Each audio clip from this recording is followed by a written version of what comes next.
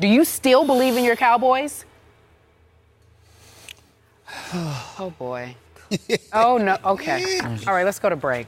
Let's just go to break. We're going to break, guys. Show's over. Carrie champion. Yes.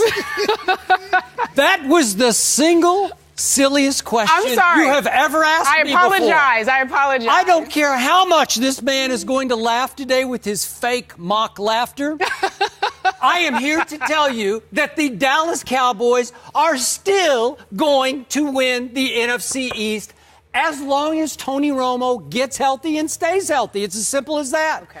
Did I say they were going to go 15-1? Help me out. 15-1? Did I say that? I didn't say that. You didn't I did say Seattle was going to go 15-1. Percy Harvin. That's all another debate, yeah, right? Sure. I said they were going to go 10-6. This was the Redskins. This was Cowboys Redskins. What did I say on the show yesterday? This is a very dangerous game for the Dallas Cowboys. What did I tweet yesterday afternoon and right before the game? I said, wake up, people. I'm paraphrasing. Sure. I've been covering this arch rivalry. This is the best rivalry in all sports to me. This is it, man. But I go way back into the 70s with this.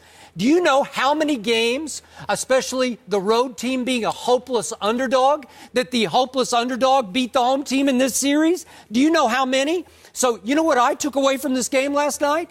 It was a perfectly timed, good loss.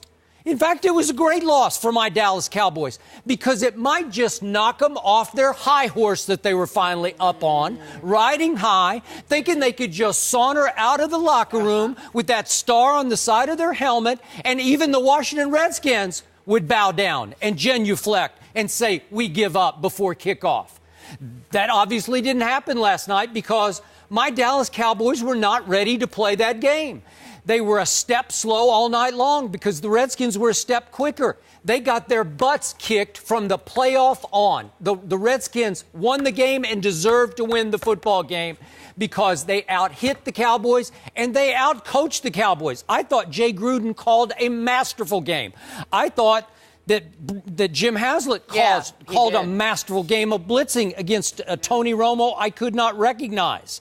And now let me get to that guy. Well, first, Colt McCoy. He played the game of his NFL life.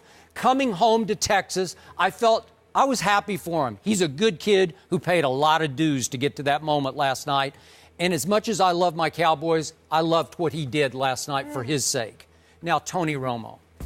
This is this man's 11th NFL season. This man in the past has snacked on blitzes, snacked on them. Here, let me have a little midnight snack. Redskins, throw me another one. Toss me another one.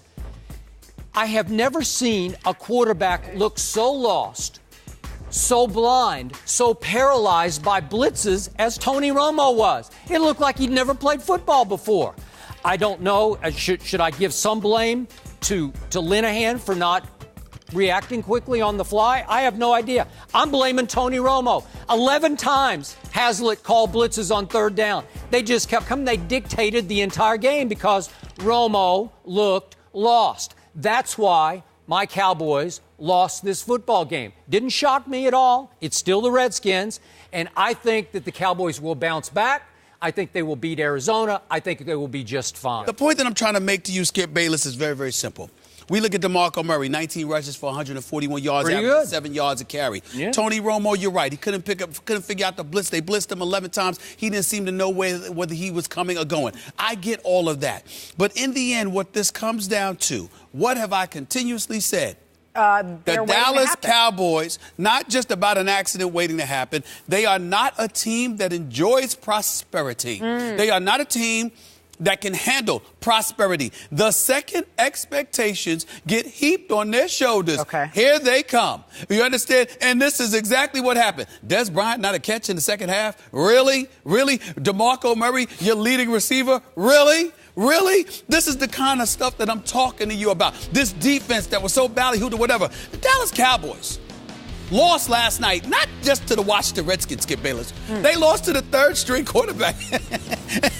That's what makes this funny, because it's the third string. Now, Colt McCoy. He has been a starter. Listen. Stop. Tebow was a starter, too. Stop it. The point that I'm trying to make to you is that. Tebow won 7 out of 8. Don't start that again. Okay? The bottom line is that, and listen, I'm very happy for Colt McCoy. Yeah. It was beautiful shots of his family and the suite. Yeah, I know. It was really nice. A beautiful picture. It was really good to see. And he played a hell of a game. Showed a lot, and his ability to move, to be mobile, to run out of the pocket. I was stunned.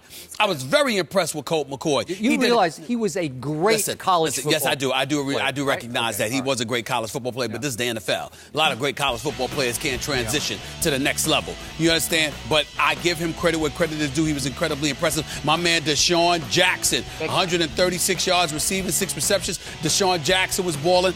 I'm just looking at the Washington Redskins, and I'm thinking about the Dallas Cowboys. Your ingredient to success. Running game wasn't that formidable, but it was decent enough. Your passing attack, speed, obviously kills on the offensive side of the ball for the Redskins. And defensively, they applied the pressure to Tony Romo. Since DeMarco Murray rushed 19 times, what does this mean to me, Skip Bayless? What it means to me is that you handed the ball more to Tony Romo and said, take me there, because you didn't have DeMarco Murray carrying the ball 30 times. What did I tell you? We were waiting to see. When you go away from DeMarco Murray and you make sure you put the game more in Tony Romo's hands, that is when I will find out who the real Cowboys are.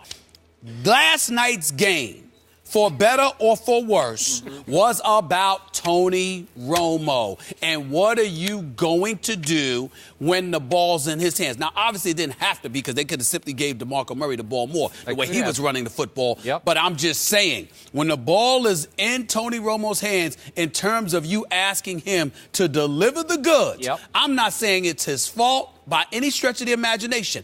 I'm just saying something always seems to go wrong. And that is what happened.